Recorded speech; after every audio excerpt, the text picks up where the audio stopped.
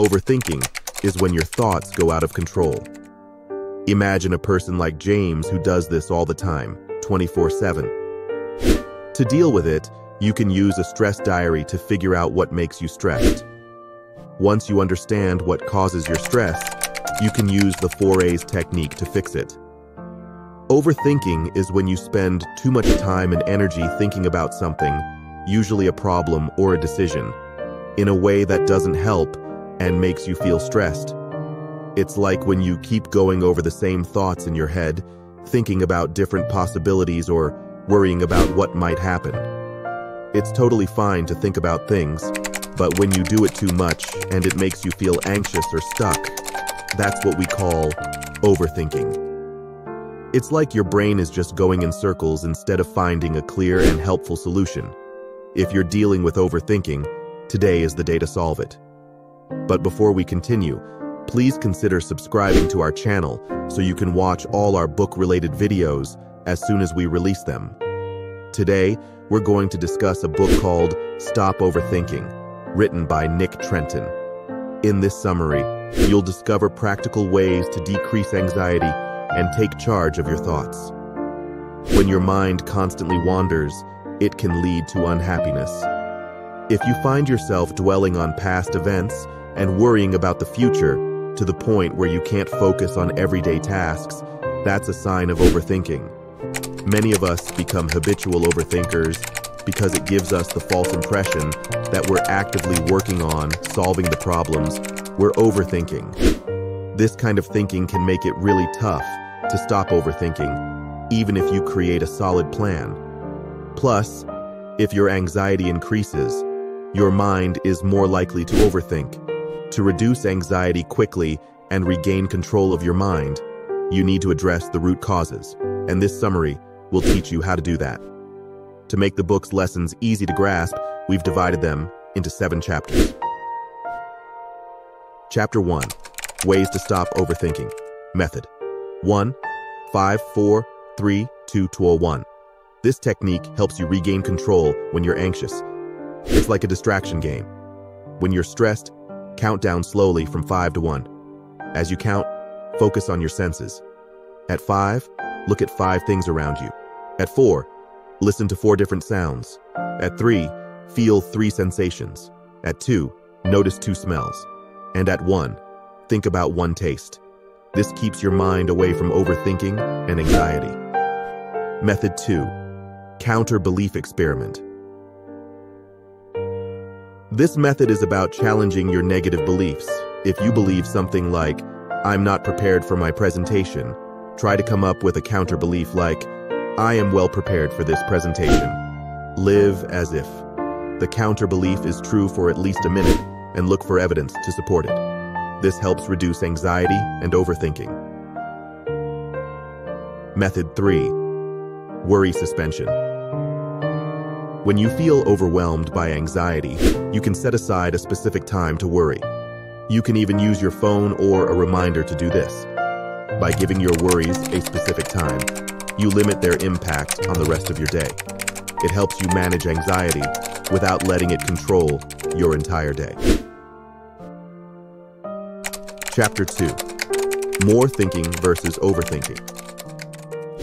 Imagine a guy named James. He's a kind and self-aware person, but he tends to overthink things.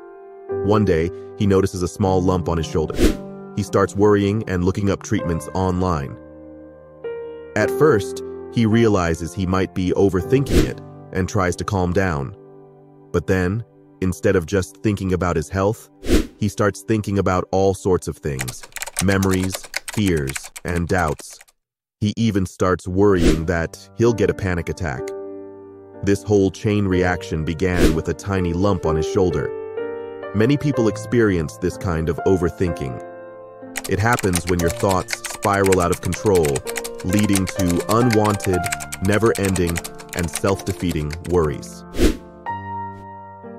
Chapter 3. Understanding stress triggers. Stress is an intricate web of emotions, thoughts, and external factors that can weigh us down. In this chapter, we unravel the various threads that contribute to stress. Money often becomes a focal point of worry. The temptation of materialistic possessions, showcased by others, can leave us anxious, yearning for more. The pressure at work, coupled with the demands of family and the dwindling spark in our relationships, creates a heavy burden to bear. The media, especially with its deluge of negative news, fuels our stress levels. We distinguish between two types of politics: the positive, which celebrates a nation's progress, and the negative, rife with harm and division. It's no surprise that discussions on the latter breed stress. Chapter 4: The Impact of Overthinking.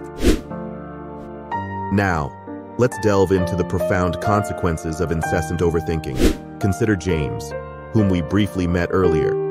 Imagine that he perpetually engages in this mental struggle 24/7. Many people mistakenly believe that worry and overthinking are harmless, mere thoughts. However, they are far more than that.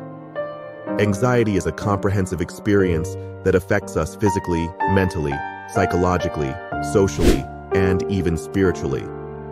When your brain senses danger, your body's stress system, which involves parts like the hypothalamus, pituitary gland, and adrenal glands, collectively called the HPA axis, gets activated. This triggers the release of neurotransmitters and hormones, preparing your body to either fight or flee.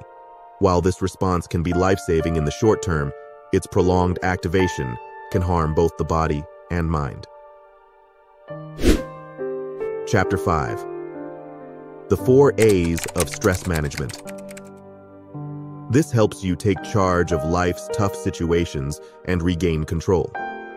The 4 strategies are: avoid, where you identify and eliminate unnecessary sources of stress; alter, focusing on proactive steps to change or improve situations; accept, acknowledging your feelings and making peace with circumstances you can't change; and adapt, a long-term approach involving personal growth and flexibility.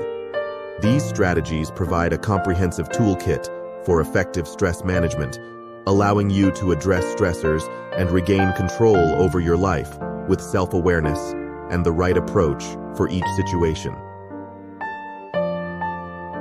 Chapter 6: Use stress diaries and journals. Using stress diaries and journals is an effective strategy to gain better insight into the sources of your stress and manage it.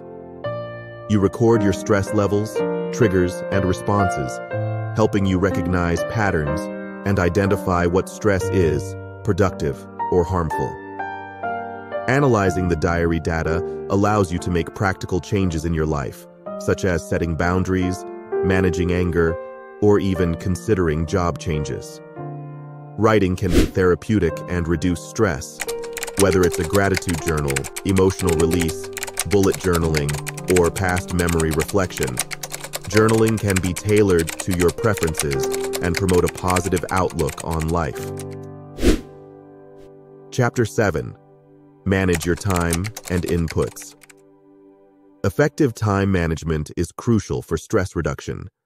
Prioritize tasks to allocate more time to things that bring you happiness and relaxation. Create a daily routine and break large goals into smaller, manageable parts to progress stress-free. Implement strategies like Allen's input processing method to better respond to emails and calls. Utilize SMART goals: specific, measurable, achievable, relevant, time-bound. For clear and achievable goal setting, considering how they align with your values and specifying a time frame for their completion.